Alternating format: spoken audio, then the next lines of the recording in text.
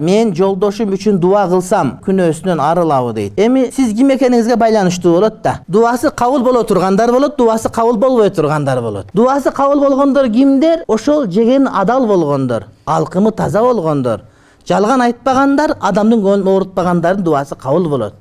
Ошого дуаңыз кабыл боло турган болсо, дуаңыз кабыл болот, болбой турган болсо, дуаңыз кабыл болбойт.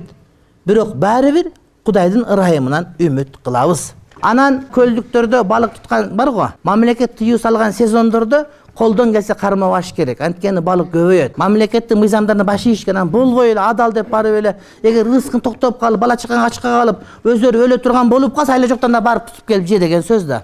Бирок андай болбосо, салган тыюуларга толук баш ийиш керек. Наны бар туруп, ашы бар туруп, мамлекет тыюу салган учурга барып туруп, көлгө кирип кетип өлүп калгандар да чыгып атат, мисалы, Кудай сактасын. Ал болбойт. Мамлекет өзүбүздүкү, бирөөнүкү эмес, Кытайдыкы эмес, биздики.